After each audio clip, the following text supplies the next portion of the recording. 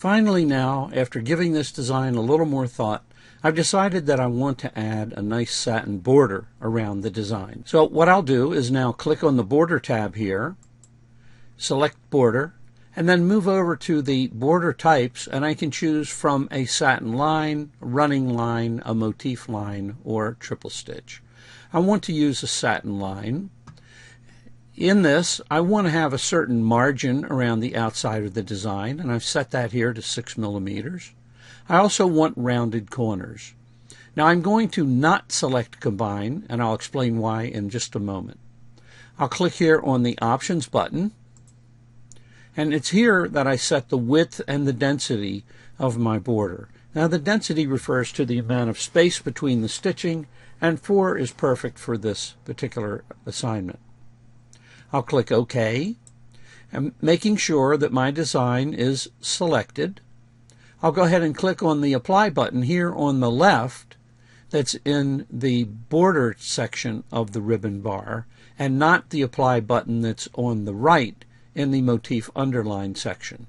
I'll left click on Apply, and you can see that we have a nice dark blue border.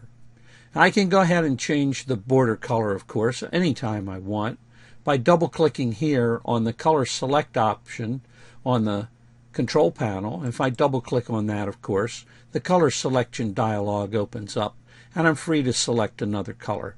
I'm going to go ahead and leave this at Robeson Anton 2527 Soldier Blue.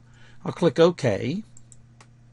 And the reason why I didn't choose Combine is because if I wish to move this border around at all, I can now left-click here and move the border around separate from the design itself.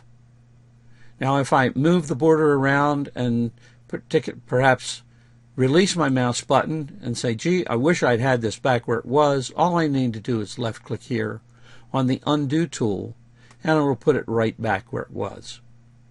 And once again, now that I look at this and I've decided this is what I want my project to be, I'll go ahead and again return to the File tab. Again, come down to Save As. Once again, notice the software has remembered the non-flat folder, non-flat VP3 folder that I've been using, which I named Easter 2015. It's named it Tim's Lamb V02. I want to change that, so I'll left-click here on the file name and use my arrow key to move to the left, and then delete the 2 and put in the 3. Click Save, and my VP3, non-flat VP3 has been saved.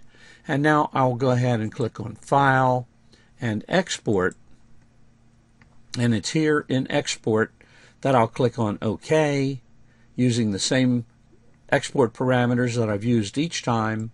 I'll click on OK, and again, the software has remembered that we want to put the final design in my Stitch folder, Work With Me, and Easter 2015. And now that I changed the name on the non-flat file, notice that it's got the version 3 name here. So I'll simply click on Export, and we're done. If you have any questions or comments about this particular project or any of the Work With Me options that we have on our website, please feel free to contact me through the contact page on my website, or you can send email directly to me at tim.frost@mrpatience.com.